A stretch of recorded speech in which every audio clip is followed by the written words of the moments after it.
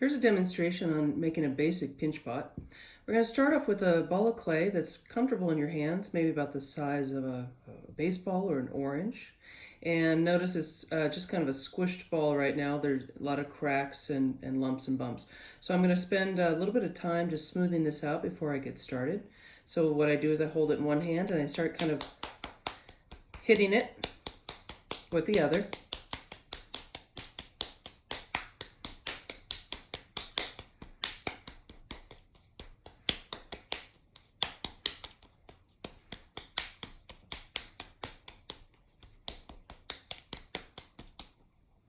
And then I'll kind of come through and smooth out some of the cracks. Doesn't have to be perfect, but you do want to make it as easy on yourself as you can by starting off with having, pretty much smooth.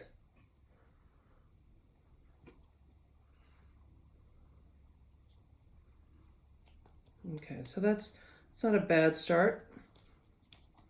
Okay, so what you're going to do then, once you have it pretty smooth, not perfect, but pretty smooth, hold it in the hand that you write your name with. I'm left-handed, so this is my left hand, and with my right hand, I'm going to take my thumb and I'm going to squeeze it into the middle of my clay. I'm going to push it down until I almost get to the end of this ball of clay. And then I'm going to keep my fingers on the outside curved and close together, so they're kind of like a paddle. So the hand that I do write with is going to be my table. And I'm going to squeeze the clay. I'm pinching it between my thumb and my fingers, and my other hand acts like a table.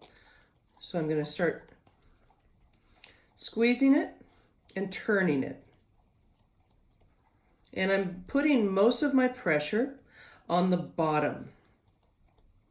So if this were the top of the bowl, that's the bottom of the bowl. I'm trying to get this bottom part skinny or thin first.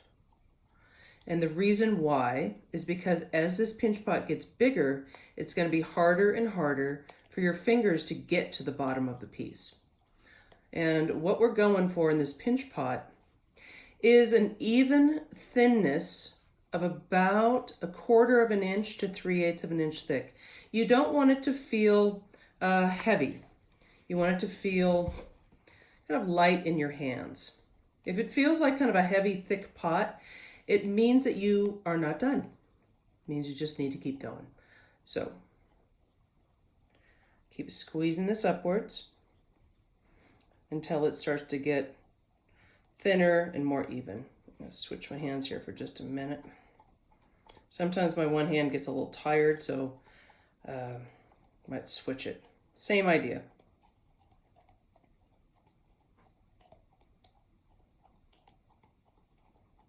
So the beginning of stages of this, it's not going to look smooth. It's going to be a little bit rough. Might have some thick areas and some thin areas. So you just want to keep working at it until it's even and thin and it starts to, get a nicer shape. And the reason why you keep your thumb on the inside and your fingers are on the outside is if I do it the other way around, it's going to be very easy to kind of split this thing apart and make it really wide and shallow. And we're going for more of an upward kind of controlled, almost like a little mug of sorts. If your form turns out differently, that's quite all right. Every single pinch pot that exists, every one of them is different, depending on how you hold your hands. This just happens to be how I hold mine. So I always get this kind of like acorny shape to start off with, just because of how I curve my fingers. Okay, so that's a basic pinch pot. Now, once you have that, I want you to notice all of the kind of lumps and bumps and things like that. So the second phase of your pinch pot is to then smooth everything out. The inside should already be pretty smooth because your thumb is kind of smoothing it as it's turned. But your fingers, because you have 4 fingers on the outside, they're making multiple areas where the clay is squished kind of unevenly. So sometimes what I do is depending on the surface I have, this happens to be canvas, which is pretty nice. You can kind of start rolling this against it sometimes. If your surface isn't too sticky, you can do this. Like wood is really nice too. Paper, you can do newspaper a little bit too. Okay, so it kind of helped smooth that out a little bit, but I still have more to go. So now it's about as thin as I want it to be. It's about somewhere between 1/4 inch and 3/8 of an inch thick. Notice that the top is still pretty uneven, not particularly attractive. So I'm gonna have a little bucket of water over here, and I'm just gonna kind of wet it down a little bit, dry off any extra water. And then I'm going to start focusing on getting the top part even. So I'm kind of rubbing my thumb against the inside where the top is. And I'm keeping my fingers kind of holding on the outside. And this is starting to even out the walls of the clay. Now, I'm having a couple of issues here. I will say this, this was a pinch pot, and then I squished the pinch pot and I'm starting over. So because I'm starting over, I've got a couple of issues with, there might have been some air bubbles in the clay. When you have new clay, it's not as much of an issue, but it can happen. So when that happens, you kind of squeeze the clay together and rub it out a little bit. You can fold it over, see how I did that? Because that was a really thin spot. And then I'm just folding it over and blending it. I have to do the same thing on the inside where I folded that over. And if you find that there's like a hole, like here I feel like a bubble had popped, you can actually, grab some here, you can actually kind of add a little patch, like a little patch of clay. And you can do that. This normally doesn't take that much time. If you find that your pinch pot is kind of getting a little bit out of control, or you don't like the shape, you can, my best advice, honestly, is to just start over.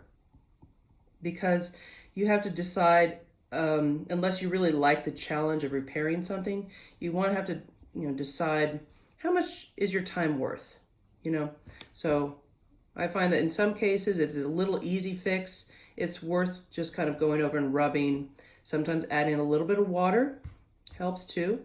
Gets rid of little minor cracks, especially at the top. And so I'm going to fix that. So the second phase of making a pinch pot, I find takes more time than actually making the pinch pot itself. The pinch pot is just a simple form, a simple bowl. But making it elegant and nice and doing some fun things with it requires that extra effort of going around the clay and really smoothing it out. So I'm not going to spend the whole time in this video doing this, because this particular step takes about a half an hour or more, depending on the size of your piece and the complexity of your piece. But this is kind of a simple thing to start off with. Now, I've got some textures, a lot of jewelry and shells and things like that. So sometimes it's kind of fun to see like what it's going to do. Like this is, I should probably take these little charms apart, but there's a little butterfly there. And if I wanted to, I might kind of take that and see if I can kind of squish it into my piece. And I can just make little marks, kind of clean up the lines, so that if I just wanted just a simple bowl with just a butterfly, I could do something like that. Or I could repeat it. And I've got this, there's a little flower here, so I could maybe press that flower in. And it made a little flower mark. That's not bad. Probably clean up that a little bit. Other things I could do, I love shells. I think shells make these really interesting patterns. And if you have things that are complicated where you have to roll the texture, keep your hand on the inside. So as you kind of squish that stamp in, you can kind of roll it around the surface. So see, you have a nice shell pattern right there. And there are some other shells and other things that I have. I also have this really cool looking beaded bracelet. So let me see what that does. I might want to just take it and see if I can, it's kind of squishing the clay, rolling it on the surface. And I think I really, I like this a lot. So I think I might want to really play with this. And actually, as I'm doing it, because it's squishing my clay, I'm going to kind of go with this. This is starting to remind me of something kind of very oceany. So I'm just rolling this piece around, and notice that it just kind of altered that form and then just gave this kind of an interesting texture here. So now I've got this funny little bottom here where it was squished.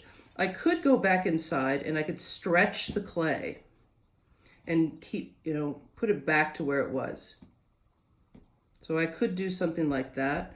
I could also go with it and then maybe start pressing down and changing the bottom of the piece. So I'm playing around and just seeing what I can do with these various textures. So now I'm flattening the bottom. And at this point, if I wanted to, of course, I could add more texture and do other things.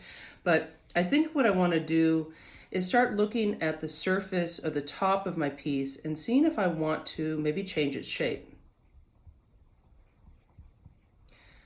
And so what I'm doing now is I'm kind of opening it up and kind of see, I'm just kind of maybe changing the lip, kind of curling it out. So you could do things like that. You could turn it into pictures. You can change it, make it more square. I'm just experimenting a little bit as I'm talking. But you can really change this whole shape. And I could, if I wanted to, I don't have to keep the bottom flat. I could add something to the bottom. For example, reaching over here, getting a little bit of clay. Got a little extra piece of clay. I'll set this aside. Roll it between my hands. Kind of make a little noodle out of it.